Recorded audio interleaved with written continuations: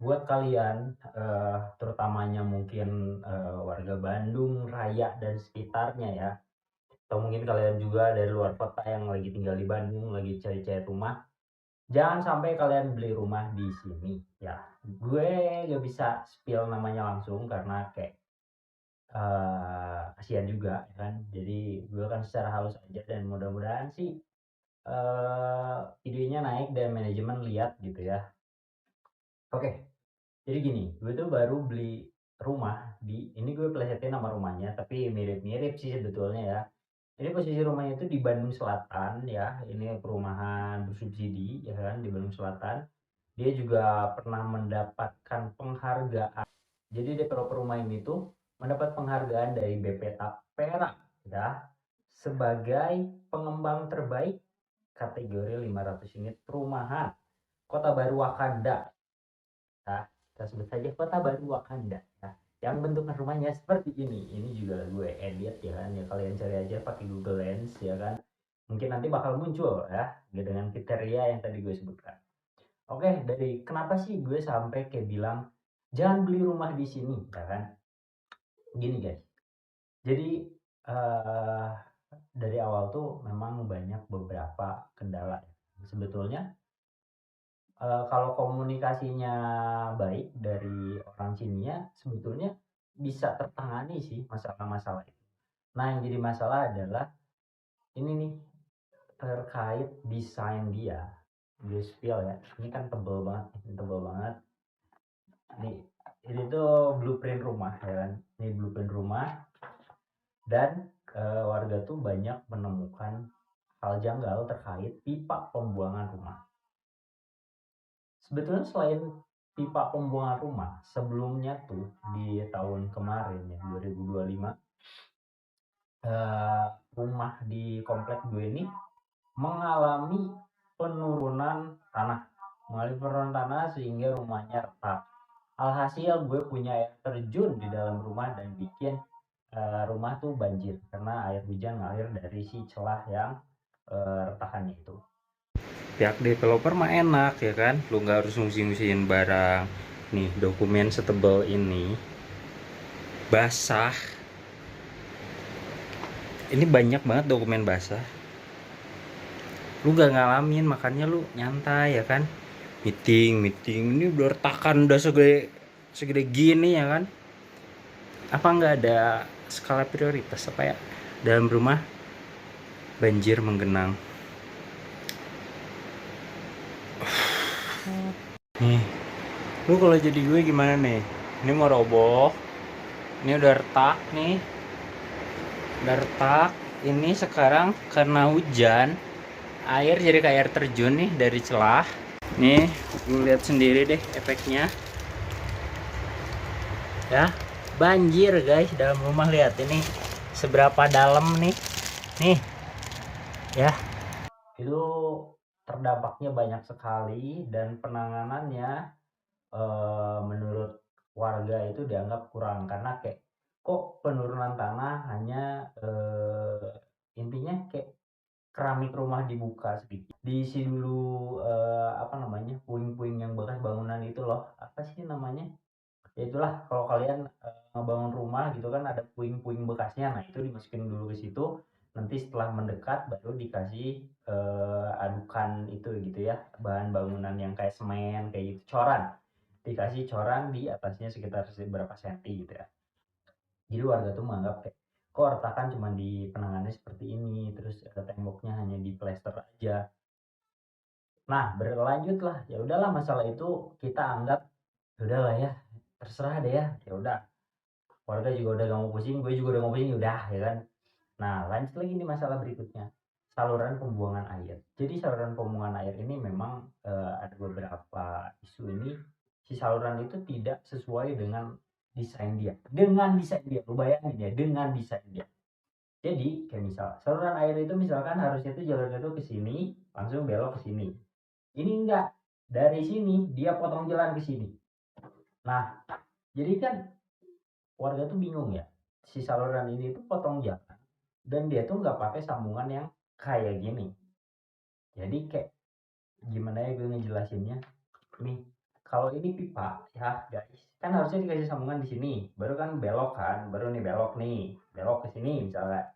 Ini enggak, dibolongin di sebelah sininya atau dibolongin di sebelah sininya buat masuk dari misalkan tadi dari sini, dibolongin di sebelah sini. Terus kalian bertanya kan, terus ujung ininya gimana? Ujung ininya nih masukin karung sama mereka. Gue udah gak ngerti deh, dimasukin karung ujungnya. Aduh, padahal pipa tuh murah, kenapa kayak bermain sih dengan pipa pembuangan? Oh ya, pipanya dimasukin karung sama dia. Nah, sebetulnya udah banyak beberapa warga tuh bongkar saluran pipa air. Kayak, ini pipanya kayak gini loh, ini pipanya gini. Cuman, gue tuh belum notice kalau misalkan semua rumah berpotensi seperti itu. Karena, oke, 3 orang, ini pipa air kayak gini. Tiap lagi kumpul warga nih, ini pipa air kayak gini. Gue nggak notice, ya udahlah.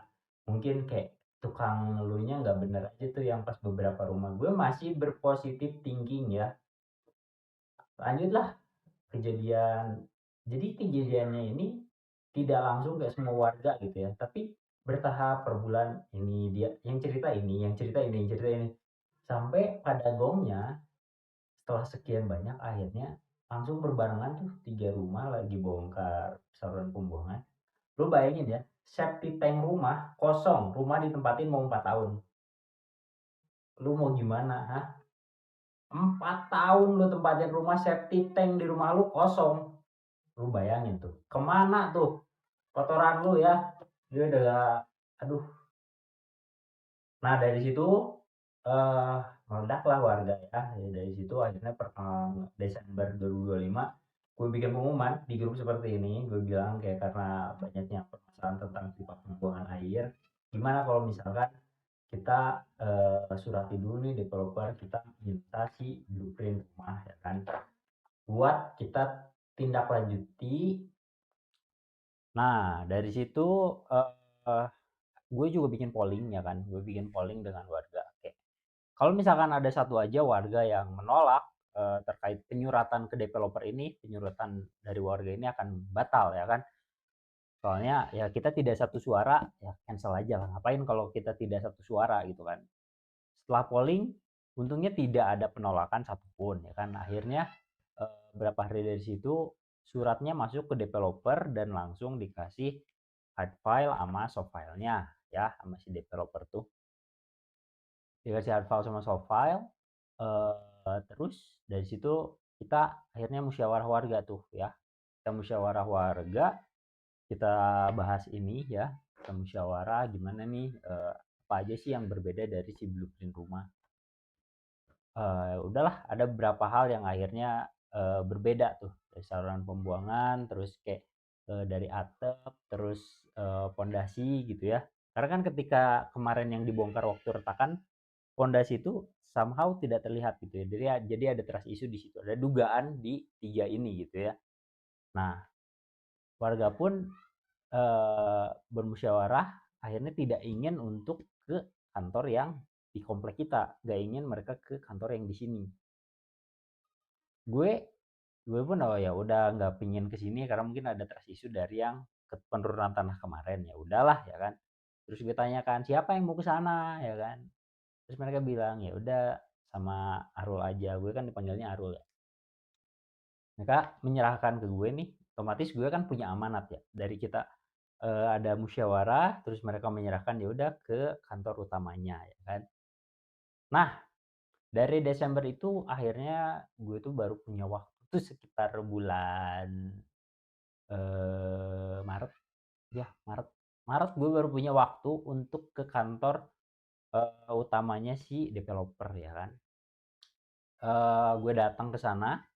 Sebetulnya sih santai ya dengan agenda musyawarah warga nih, sebetulnya santai kayak mempertanyakan, ini kenapa saluran airnya gini, terus ini maksudnya atap itu gimana, terus ini pondasinya seperti apa ya kan. Sebetulnya santai, gue pun sampai sana gue nggak marah-marah, orang sana juga biasa aja gitu ya. Sebenarnya ini masalah tuh bisa beres ketika gue ke sana. Yang jadi masalah apa? Nah, yang jadi masalahnya justru gongnya adalah dari orang sini. Ketika gue di sana dan sudah lagi di tengah-tengah kita mengobrol, si orang kantor utama itu penasaran kayak, emang bener ya kan gini. Akhirnya nelpon orang sini ini yang di komplek gue ya kan. Nah, di luar dugaan orang sininya tiba-tiba eh, marah tidak terima dengan kondisi gue yang datang ke kantor utamanya dia.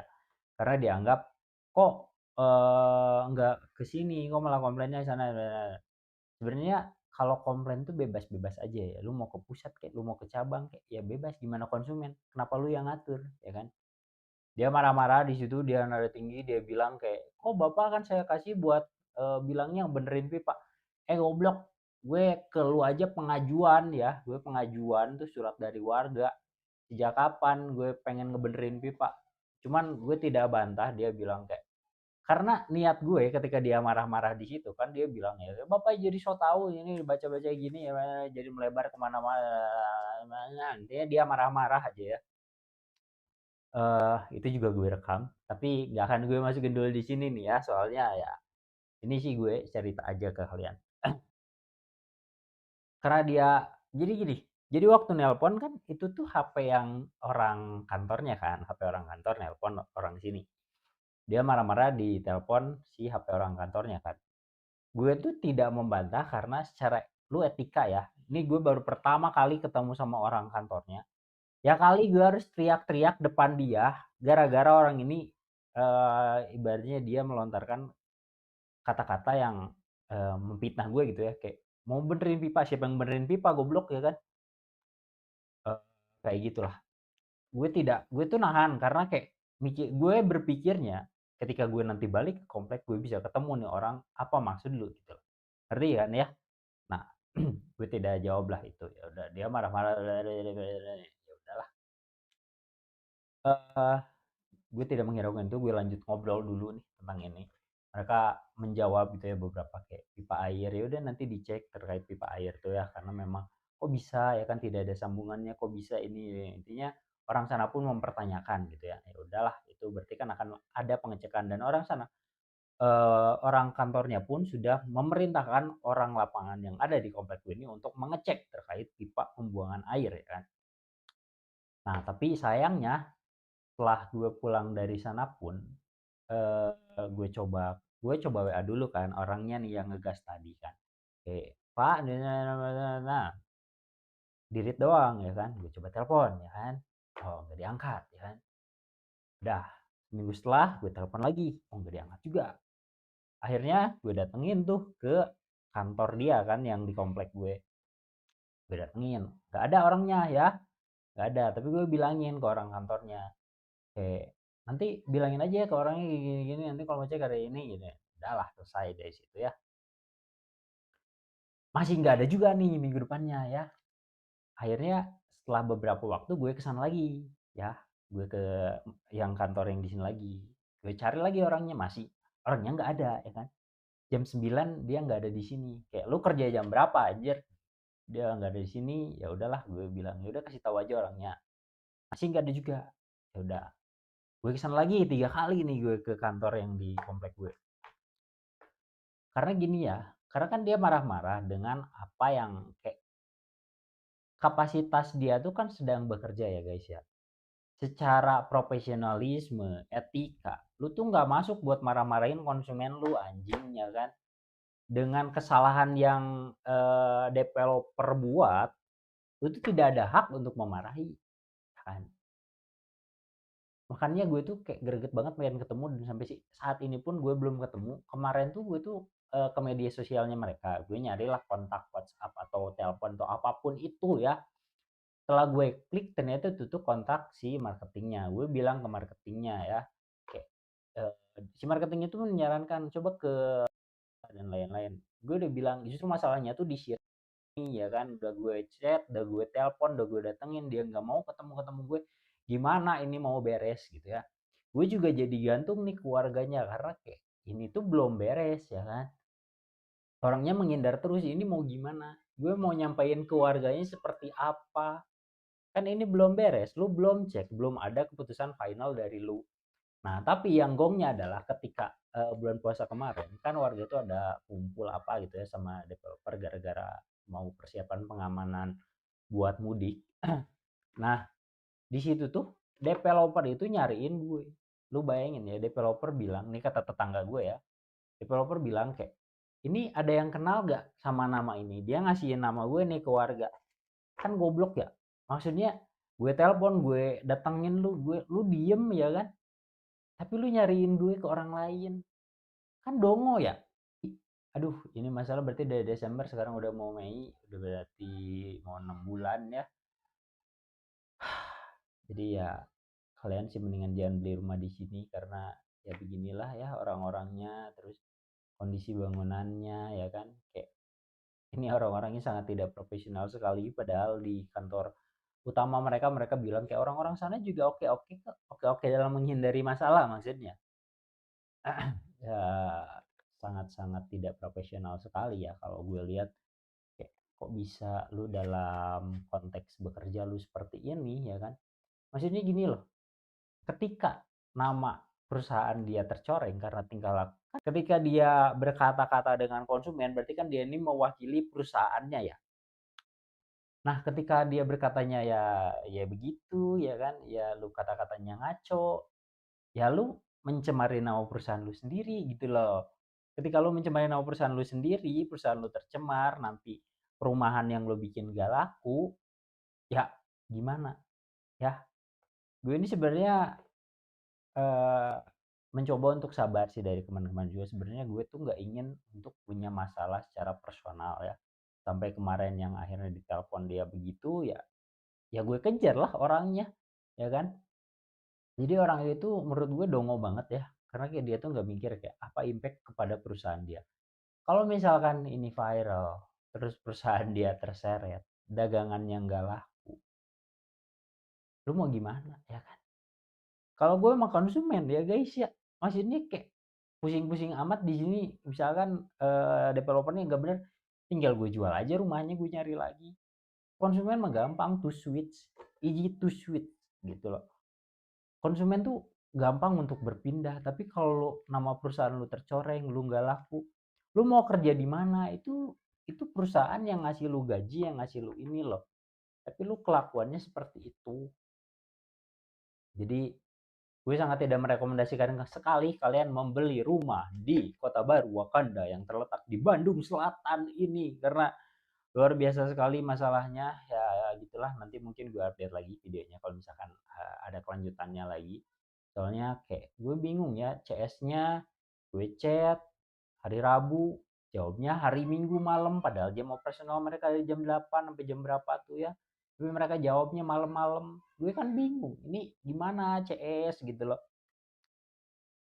Ya segitu aja videonya. Gimana menurut kalian? Apakah kalian juga pernah mengalami hal-hal serupa seperti ini di dalam hidup kalian? Coba komen di bawah, atau kalian mungkin juga ada yang sekomplek nih sama gue di Kota Baru Wakanda. Eh, eh, Makasih udah nonton. Gimana pendapat kalian? Kalau kalian suka video ini, jangan lupa like dan dukung terus akun ini dengan subscribe guys. See you on the next video guys.